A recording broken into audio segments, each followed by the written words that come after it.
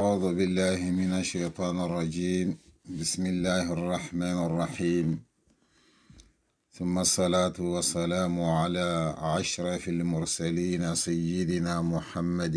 صلى الله تعالى عليه وعلى آله وصحبه الطيبين الطاهرين، ثم أما بعد. السلام عليكم ورحمة الله وبركاته. Ora silaminin kunyi na sonin kara kunyi. Akhi bana nempagari kata haya King Abdullahi Traore. Akhi ni ori kata haya gelillen ki sumi kason tampillen da kabunga ya gene sine nkas kabundenga. Wujune kamona kati tanna kati ndo sine fillandenga. Aga gamulen ki mardike.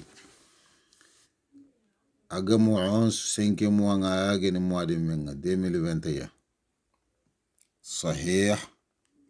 أقني سورة البقرة أنيمين قوكي وشيغنيا ساسا يوم اللونانغري سورة آل عمران. آل عمران أنا باتا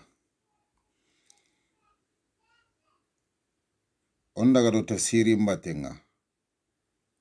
الله تي سبحانه وتعالى ألف لام ميم نسمى سورة البقرة ودانغي كي آية تفسير منونغا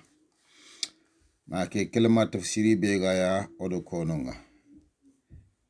وناواسي تاغبي وتاكما. الله لا إله إلا هو الحي القيوم.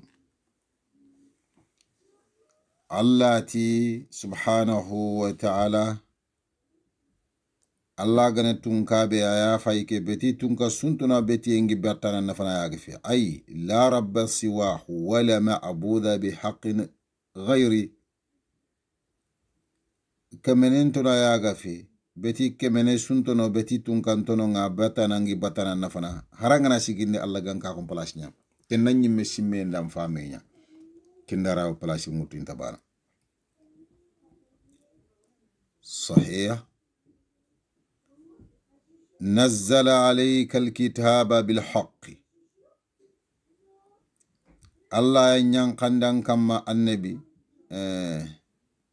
الله لا إله إلا هو بتيتون كسنترا بتينجي بطن فن الله في الله حي أياني أبدا برانتين. القيوم أيانا سكانتين تنكا بيغان تكالله. الدائم الذي لا يموت أيان سكانا على تدبير شؤون عباده كموكو فين ركتون دين كما كنا كن الله. صحيح. نزل عليك الكتاب بالحق أيان ينقندن كما قرآن تتونغ مصدقا لما بين يديه أرفنتون نغر كيبين يدوكان يجل التوراة دو الإنجيل. صحيح. كن كمن بي أنغدا مغساسا وعنزل التوراة يعني التوراة ينقندي والإنجيل أدو الإنجيل كي الله باني سبحانه وتعالى أوريان مني أيان كتاب في اللي ينقندي كو كتاب في اللي إتوخوني نيافاي كو إغري كمو نيا يالا غري ينقندي كو كي قرآن بيغا مخا غري كمو التوراة دو الإنجيل. الله تي من قبل قرآن ريين كان هدى كان كتاب وانكو كتاب يلي الناس سرين سودان. صحيح. الله دكو كتاب خورو في اللي ينخن توراة دو الانجيلين قرآن ينقين كان والله كان كتاب واني سالغان كوندان ادو سرو بيني كان دي كان يكي باتين كمبال الله تي وأنزل الفرقان أيان تونغوندو غاريم باتام بانچيندي فو نيانكاندي تونغوندو غاريم فتام بانچيندي فو كن قرآن يا إن الذين كفروا سروبينيك كافرا بآيات الله تعالى أيك لهم عذاب شديد الله تيانغ مخان قطا خوتي نايدان والله عزيز ذو انتقام الله نيانغ مخان قطا دون كينيا Allah na sen dun kenya yanga makan kata khote dun kenya ni timanne abaka yaba abadan Allah ntabaka angana yangan katande bari yani ngolle ne bari Allah na sakangam sahih kempala Allah ntabaka kiani Allah ti subhanahu wa ta'ala inna Allah la yakhfa alayhi shay'un Allah fayde fofonto muqay kenganya gelle donga nyai maganya jinyai sifatu min sifat ar-rahman la yakhfa alayhi shay'un fil ardi wala fis samai fofonto muqoyne Allah ya kenga gelle nyinye kama janko keke mbega kamunga Allah na rahmani ya kiya tohoni Allah kiya tohoni kamun kama kiya tohoni nyinyen kama kiya tohoni haramre mun kama ka kandun koton ngikunga de ballano ngikunga nakarindiano ngikunga khanyinyen kellanta balla kamullanta balla kiyendo khasulanta balla foforanta balla khoma groga kongo na Allah kuta yindin koto ku filli ya golle ni kenga jinna do adama jinna do adama ifo shuru ku kungono kunga Allah bata ise yen kempa isembe yen kempa khabunon tongono iwalla kutana kiyendo woro foni wono nga ida Allah kuta intatu khafoni wono nga kundi ya ko nya tekena Allah kuta kama tiwo kitena haloro munga awa kitena jinne ninga sahih tafsiri ngoto Allah ti subhanahu wa ta'ala huwa alladhi yusawwirukum fil arhami akin Allah na gada khasawra ganka khullengan noko inati lenga kannungan tabana yogonati lenka lemmenka remmenga nyana dingrabe sahen noko kinya tokoni rahimu al arhamu jam'u rahim kiyan Allah anda khasawra ganka ko lenganun noko o ganta ken do sare kanin noko kayfa yasha'u moko begeling Allah dang Allah na Allah an kata golnyanire golnyam moko begere saga ayan kata funyana kebegeling Allah danga yugo gene aga meni kenya na kinga na kenya yakhre gana nya kinga yo kiya to goni Allah subhanahu wa ta'ala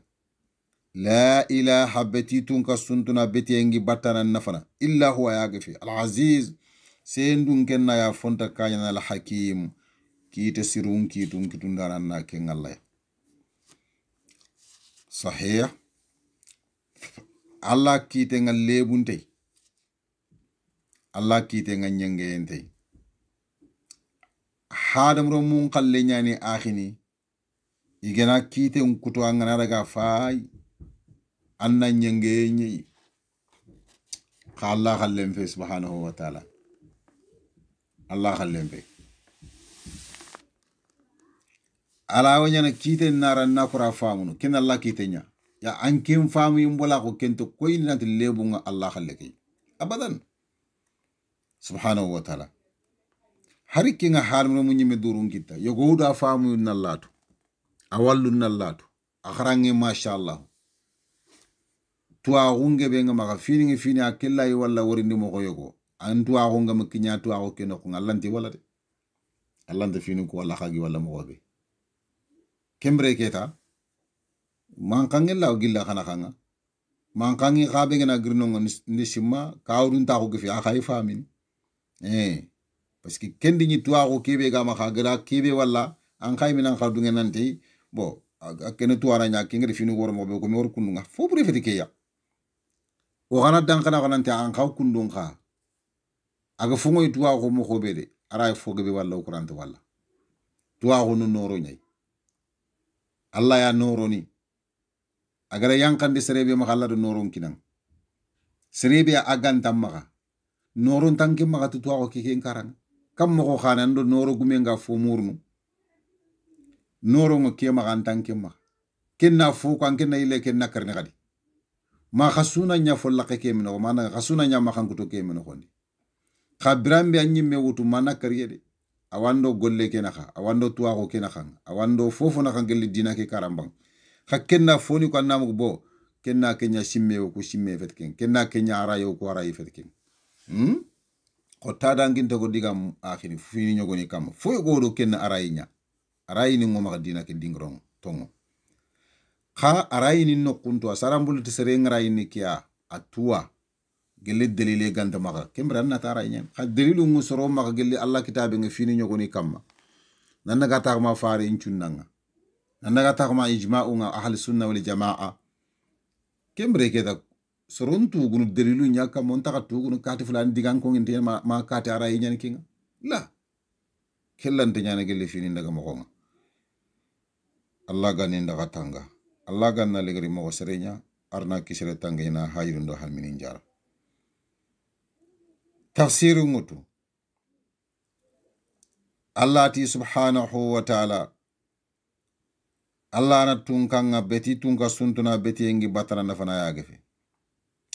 huwa alladhi anzala alayka alkitab akin Allah na gani qur'ani nyankandankam minhu ayatun muhkamatun sahih Allah ta wagille kin kitabe ya agani qur'ani kiya kawa finiya ikitun kutunti nyamanto nyani muhkamatun kewe akite nga kuti nanyeme nyahami ye gante be su gena khara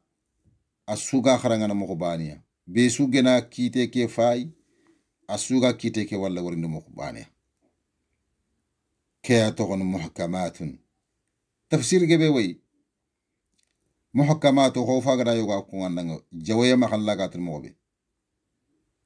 ayu ku kullu laban to nyani kite ke begini aga kama asunu famunu mo baneki bitente ko halalen do haramen bitentu kuya ado fube ga hukumeni mo sahih kembra allati hunna ummul kitab kunyimme yani gelle qur'anan saha ma kitabe ke saha kungayude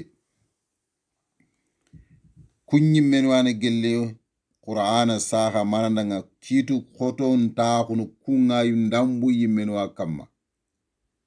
kitu be ni ginari igama qoro danga sogran tampini ngoma khay kun kitu ya I khasu leslin ta kunu ku kitu wa kamma mo kamatin ko kamma يقول لابن تونيا نينجينتي اسونو ودي ورن مخباني اسونو فامنو مخبانيا اسونو خرانغنا مخبانيا صحيح تفسير يموتو اللاتي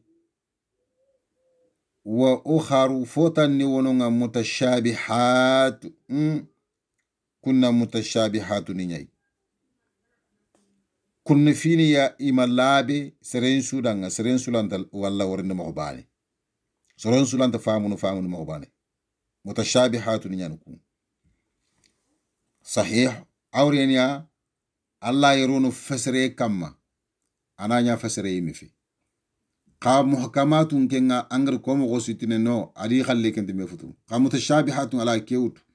ala ke khawt ala ke khawt kenya fa ke qur'ana jingrobe kunno kuni gaya yonkilingum battano ngatele di yonkilingum batti dingrobe kungante kitene muhkamatu ngani yelanta fo kun dingre sahih kiaf Allah trinkallati foni wono ngakunna mutashabihatu ninya ima qura suda nga ko qurandi mo bani ke be ko nagada fanang mo be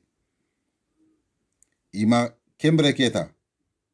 mutashabihatu ngana yana ko be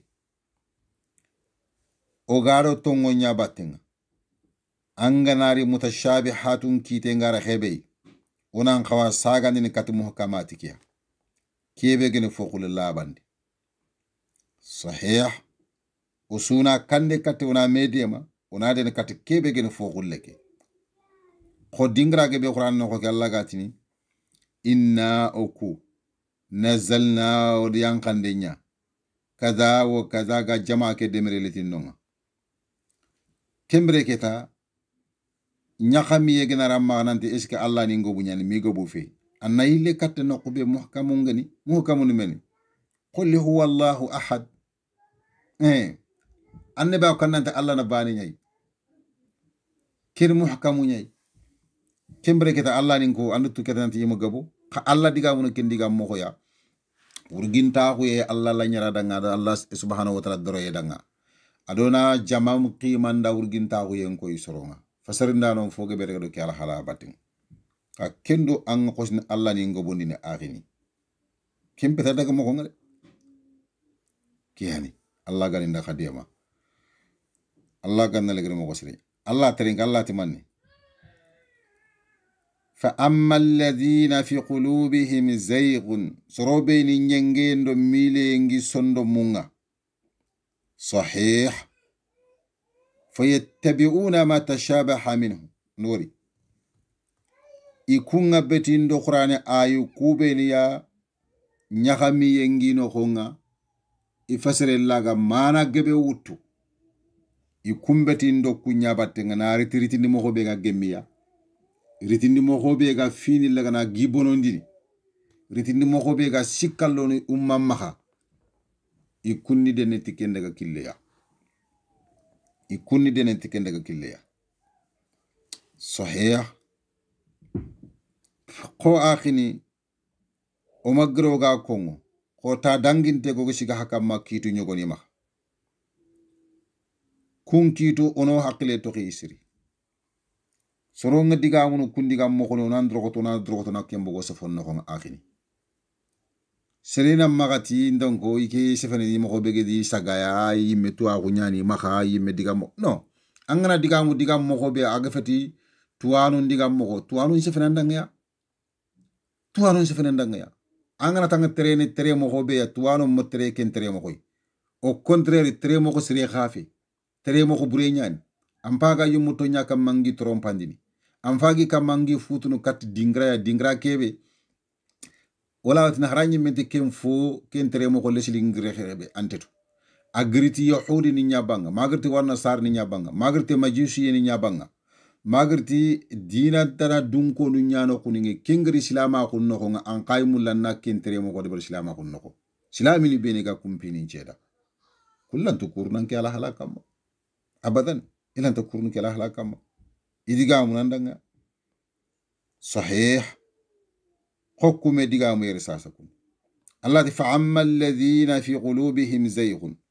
سروبيني نينغيندو ميلينغي سوندومون فيتبعون ما تشابه منه يوبتي دو فومباتينغ كيبي نياما غانكاو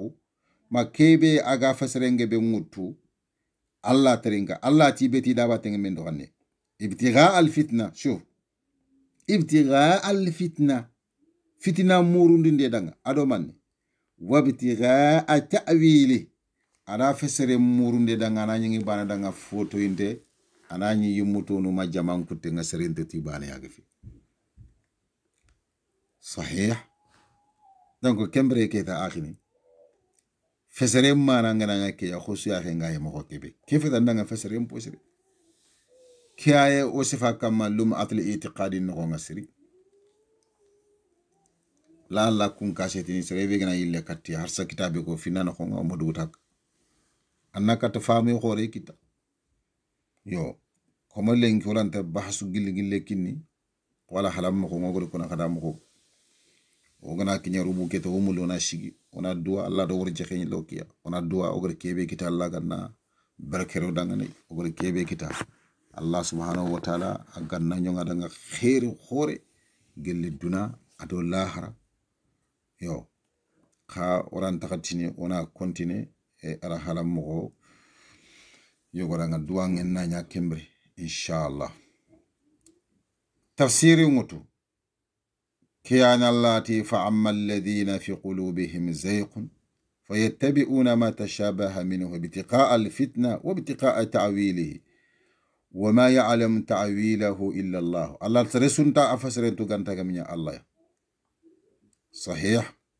والراسخون في العلم قصروا بيني قتوني تواغن نخو ما سبتانو نتوا غنخو يقولون كنتني آمنوا تغني به الله سبحانه وتعالى أجد فوفوكو كل من إن ربنا سجرو كما ينقونا وما يذكر إلا أولو الألباب سرسون تسمون كسيم مغان تغميا حق سرين دون كل نغفي آخني هناك هاي ورونا ساكي كتايا هناك أوجو ورونا ساكي كتايا جلوجو في اللندن طيب آخني وساكي كتايا جلوجو في اللندن gelillenki mardin ko tanga ayageni sumaka son tampilenda kabunga ujune ko mona gati tan gati no sini finlandenga agami 11 menga agani 5 monga 2021 صحيح وسورة آل عمران نقو وقل لي آي نرندك نقو الله قتي فأما الذين في قلوبهم زيغ فيتبعون ما تشابه منه ابتقاء الفتنة وابتقاء تعويله وما يعلم تعويله إلا الله والراسخون في العلم قصروا بينك السبتي تواخو النخو نانتوني تواخو لابان تندو تواخو كل النخو تواخو السنة الله تمني يقولون آمنا به والله كندقا مخو نيافايكو كمتني otongondi niti mutashabihunga otongondi to fofa lagriko bawon manne wa annahu yani min indillah agri allah nakunya subhanahu wa ta'ala kalati kullun min indi rabbina iwatini bawoni sugiro kaman nakunyai mutashabahu ado muhkamu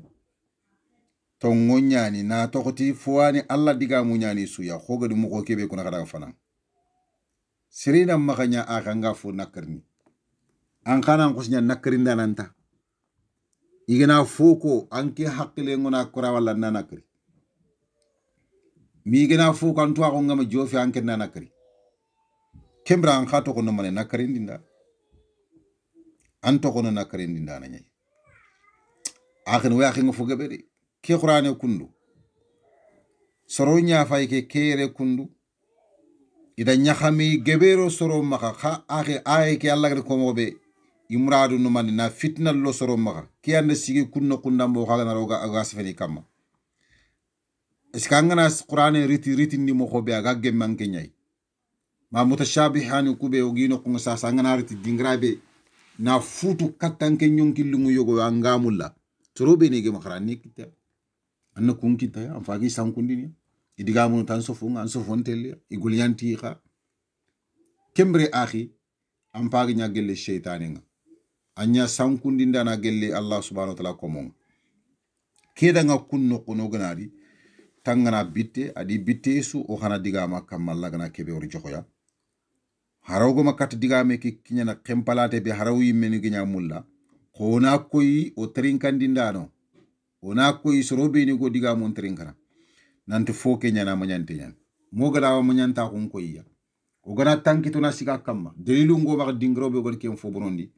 ona koyiya ko gar diga mo ko nyogo bonondi ta danginte kay diga mo ko bure ke gatini qur'ane mo ko ma ko no qusu wallahi hadise mo ko ma ko xibare ko no qusu donc islama ko no ko ma ko ante no qusu ko ke diga mo ko ta danginte ke o go siga kamma mo ko akini fongnari rimo ko be agare ya qur'andi angana qur'andi angana ko soronna to nanto wallahi agare kebe ko diga me ken khawrin kundwa ko sa me diga mbane fo makari sere begnati allah subhanahu wa ta'ala anta torandini akamandu tongo ko honi joko manne kama honi joko manne kama maka tonyonguni de maka tonyongundi ango tonyongundi sa allah wan torono parce que ko faga danga ay nya sasa agatan danga dingrabe ya wallahu azizin zuntiqami yanga makan kata dunke nyani allah yanga makan kata khote dunke nyani est ce que allah tonyongunda nanya no allah fati tonyongunda na est ce que allah na bakatinte nya no allah fati bakatinte kha akhi maka tonyongunde ngolle angari nyat su allah wan torono anori osi kudiga mo kamande simo kun kasetni fayda gebe kitiya sergebe follaqe nyeno godo wunyi bahasu ndi naranda tuwa guyo go follaqe no godo follaqe ke bu joppa bahasu ndi ndano danga kube ni ga fi khoro murnu tere mo ko ke na ko ni danga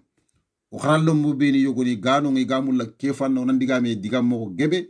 o do follaqe nyawuñi danga do simmi mo ko ndaga mo ko nga kudi nar lo follaqu ko go no ko nga aga nya khairi ka anya khairu khore anya khairu khore sergebe danga har sa fini ndag mo ko no kundu nyay Allah ganna le gari mo ko serenya arna kisere tangena hayundo hamini jar awa kiyani anaro tafsiri mbattenga Allah ti warasikhuna fil ilmi yaquluna amanna bihi kullun min indi rabbina isugra Allah no koy wama yadhakkaru sare sunta simmene ke simme mo sere illa ulul albabi ganta haqqil sere ndun ko nyaga fe sahih kubeni haqqil khore ngiya Allah da finjongi yere mada ayem pankati gelli kubeni haqqile incirengeni bawon serengana har nyanga makhara khalla gana ngurjexe haqqili sireng anta jowono anga fokono kebe agatele nyanganda nga junubu kitante anta jowono anga fo nakarni delile gantam makhi anna soron terin kana Allah ganna ligari mo sirenya Allah ganna kisire tangena hajrindo hamini njar tafsiri ngutu rabbana la tuzigh qulubana o kama anganta nyengende ndo milande nyawsondo munga kambire ba'da haqqatin palle hadaytana ngado kanda anganto sondo mum milandi bakatongo kama duan khoro nya fayko ya rabbi allah laganto ga sondo mum nyilandi laganto sondo mum milandi bakatongo kama haqqatin palle sondo mum ngari tongo ngari khada bononto nyogoni kitade ona hayan fanka ado man khadi wa hablana langan nakini ndo ya mille dunka kuyebe ga gillanke ngalla nokko rahmatan nemando hinne yen kuye angan nakini bawoni innaka anki ngalla antal wahhab anyana kuyindi nanan khoreke kuyindi nanan khoreke nan nyai mubalagha al wahhab ni isu mubalagha nyai Allah na kuyindi nanan khoreke Allah ganto sondo mum milane bakatongo Allah ganto o sankundi kambere at haqqati mpallanke ngallanga do kanda katandina tlongonte ke ya aran seriya tlongonte ke ya rabbi Allah ganna kinindindo ya gelli foso munta xuye ado doroye ya ado nema ya sabatiye ya tikken nema ya anke ngalla dinan kamma tongo ngeni akini Allah dinan kundu ade garen tano ko garanto nyana gare lone nambrantano ko nambranto nyane nambralona Allah dina noko kha kun kaman ni do Allah ya neme ido sarete med futunde ken futunde nkaranya sahih yaqinna taw na khotel litiriti ni moko na fasare ni moko kudo muradu yogo ginke ma fike noko na anya duda nga delile soron na tonta a khibare ke be aga siga kamare delile nyane ma de akhana ni kendeli do kentimi wal ay serente khinkene lenki serente khinkene asuni ya ko nyay o magro ga ko ngoso fonno pour har golle kenan ciro an kenyime maka fonnine akhi hakkilante gina ngando soro ngatre ndome annaragata nga fofutu nkapallo moko xana miyatu ki qur'ane bi wona wutu ke gato sirike be kam be suga fini ndaga mo kontu soru ganga ana fini nyar mendu nga tafsiri ketu mo khobede kube ni gintren kane khantu kundunya nyaxe nga kottu ku daga mo ko ndiri mo ko mo bede ku xabe gintren kane xaya xene kundumbane nga fofotu yo ametu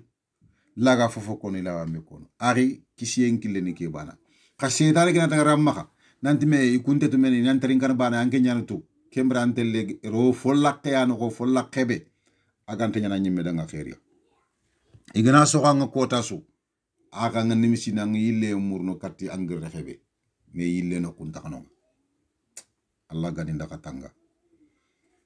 Allah ganna ligari mo ko sirenya arna kisire tangenya na hajuru ndo hamini njara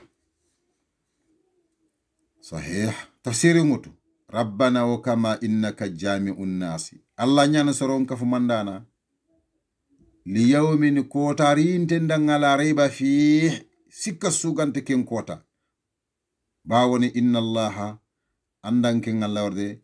تنكا بيجنا الله يخلف الميعاد لا يدنين شوخين دانا فتانا أنكنت لا يدنين شوخيني كم بده الله سبحانه وتعالى لا هر كوتا يعني كينغا كروسين ديم كوتا سكا سنتي كينيا لا يدنين كوتا الله لا يدنين تونغونيا يا ربي قال الله غير كودين راتناتي الله لا إله إلا هو لا يجمعنكم إلى يوم القيامة لا ريب فيه ومن أصدق من الله حديثا كو خلطون كونو نانقوت الله أنتنو أخينا الله غنى لغري مغسرين وران الله غنى كسيرو تنجينا حاجرين دو حمين جار تفسير موتو الله تي سبحانه وتعالى إن الذين كفروا سروبين كافروا لن تقني عنهم أموالهم إنابul gebe kebe ya khengaya aranta fofu karindini bakki magala har kotanga wala auladuhum wala durengu buku hay sorongo nongiga du ko ini tinabure ngobo e ngam miremu ake kenan kambe dunade lahara surta gana ye nabure bege me kite ikitandi moko lahara wonyana kamanda ngani misi Allah ganto ni misindi Allah fagari kenya ko subhanahu wa ta'ala kubeni iga kafra nambre kafra ko en kam nabre kebe gi maka gillalla yangan kata kenda wajibi yaken nabre lanti yontane bakki kam ile mu ku kharanta sikira nga dingra kenga Allah yangan kata ke yontane bakki kam gelle Allah rokutu ngana haribani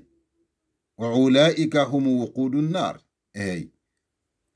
Allah ti kusoro beni sasa hagede mu kuwani gelli yimbe nchuanga wuqud yogonatu gurdo yogonatu kutun kuto yimbe ngurda yimbe nchua kunkamanni yani Allah ganna legre mo sirenya Allah ganno kisikoy kadaabi ali fir'auna ko fir'auna dunko no ngala halam mo gonde daabu yere al halanyay Firawna dunko nu ngala halam moko ke Firawna akhe o warna to khonge be ngal qur'ane kenako o danga to khoninga qur'ane ngati uradu ki barana to khonge magabo ya Allah ko sura khoro ku be kam ke sura be ke Firawna to khonge mari Firawna fo de barde yaw Firawna fo de barde aw halagati ku kafir ni kundu yala hala kedo Firawna dunko no ngala halan so ambana igollun so an nyammo ko bani kya Allah gati kada abi ali fir'auna walladhina min qablihim rakubeni griyen kane kazzabu bi ayatina isuda garandi ne tinke Allah ayinga fa akhadhahumullahu bi dhunubihim Allah dragati junubu nyungun tonga wallahu shadidul iqab Allah ni yanga makhan qata qote dunke nyay ayanga makhan qata ka sapenyande Allah subhanahu wa ta'ala angana yanga qata ngollende bare sona yanga qata na anganta mulana yanga qata makha gollende bare makha diga meko kemran na ke fi kisinto sahih Allah ti tafsiri muto qul lil ladina kafaru annaba ko sorondanga kubeni ki kafra kubeni gere nakarindenya satughlabun migrina khanni Allah subhanahu wa ta'ala akomo kure migrina khanni duna ta al halasuya gelle gejange ngena boga khadina khay wa khanini debani ngena boga da hadina khanga e wa silama ko ke dinan kibaren kamma kagamul na bonondi mo gosuya wallahi mallagati tuwana bangandi mallagati fasihu bangandi mallagati Allah kanana bangandi aga haga gare ke koyni Allah ko mo ko yanante garanto nyande akhrangun te nyimmende haga kebe kono gare nyane taw ato ngade nene nyali ngeni kaga kebe kono gare nyani kendo tuwa kunta makinde bara aga ngare nkoyni kendo preveni kimpetin tamulu de no delilu nyani gi koynan nanta khaya khini agar ke ko kunna agar ke kundu ki ande ke burondi ke khar ke burondi ke khar ke burondi akhini Allah ganna legni mo sere qul lil ladina kafaru satughlabun wa tuhsharuna kendang yam paleni kaf men ila jahannam kat jahannaba ya wa bi'sal mihad koni boyade mbono kenginya jahannaba koy soro be ni gro jahannaba nako akhiro dingra bure Allah ganinda khatanga dingra sirefede jahannaba ke Allah ganinda khatanga Allah ganna legni mo sere tafsiri ngutu khadi kana lakum ayatun Allah tanyanga khama kawa fiya fi fi'atayn gilli jamum billayli taqata ifillegi gam fi'atun jama baniki tuqatilu fi sabilillah awagga jana Allah kille nyay kafir nin jama nya fay ba kenga ado silami nin jama nya fay keya jamo ku filli be idiga mu ngam khare jama suga ga jangana kebe Allah fa kenya ko atanda nga kujumo filigi gam fi atuni jama bani ke kenga islami ni jamo tuqatilu wi ga jangana fi sabilillah Allah killen ken jamana mu'min ni jamanya iwa ga jana li ila dinillah Allah dina ngurginde dan atanda nga kedin jama fanake wa ukhra jamatana wononga kafira kenne gelli nakari ndano kafir nin jamanyay yarawnahum mithlahum la akbaru igere mengari fasam pasang ngallen yarawnahum iwa kafir ni kuwa mu'minini ku ngalla mithlayhim iwidum pillono gaboyen kamma Allah tamane ra'ayal ayni kene yaghara ngalle nyada fasam pasa ngalle Allahu akbar kawa fi duro mufassir nungu mun daga dikene badri kota ya igenyi me khibaru muku gunne kene ko nga farendi jamam bugo kafir ni ko xa jamang jaman no bani suy jamang khibare muku ta khinte ti jama ke la nyara ngama ko bi akhi badri kota na kawa fi nyade khisa gabu ngada batte kawa fi gabu ngada batte khalen ko ko na hada mo ko be lenki khadangene kundo inshallah kemra lati igeri wori iti swafa yukuba kafir ni ko to islami ni ku swafa iti swafa iti ku ko wi dum filo ke parce que ko ta islami ni ko moshiki mo fasirungu mu nyogon se fe ko moshiki ara yu goro tamiro siko iswafa ke ken ko ta kafir ni nga ko mo ke bi tankre ge yugo amali ngode amali nga kota Allah na Allah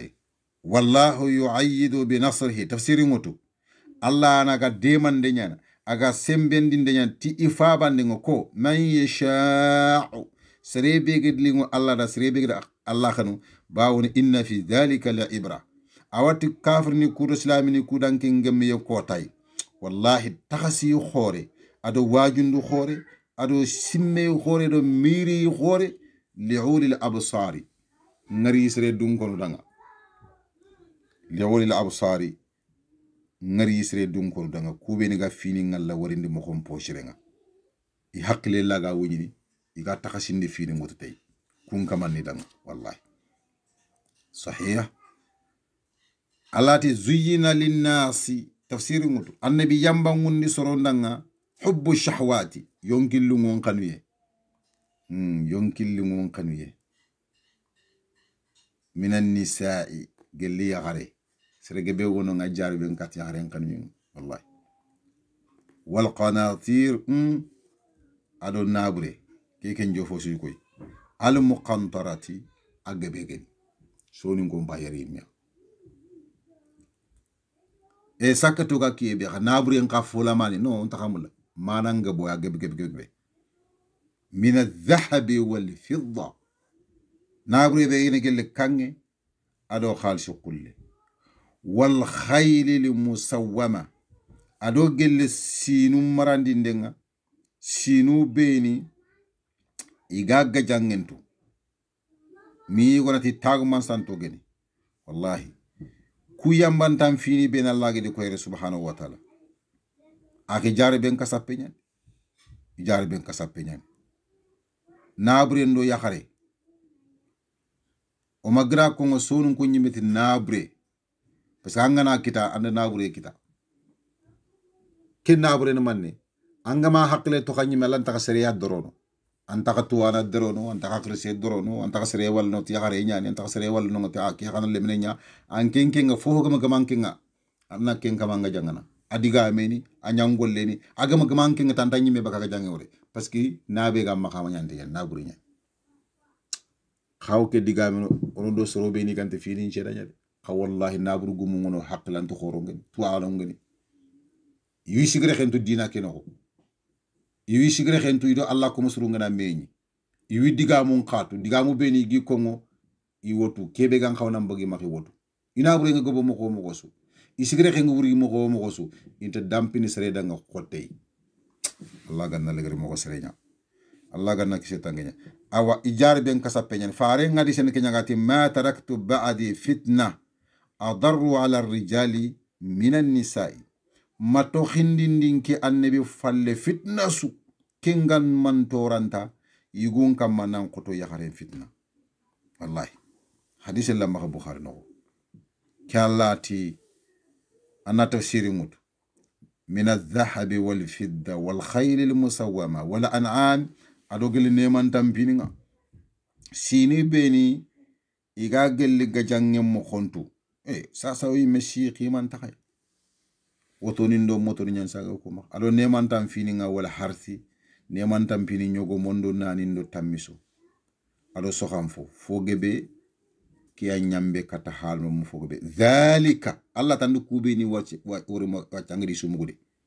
kusu ko mantunga mata'ul hayati dunya duna dum reke dakham min bana duna dum reke dakham min bana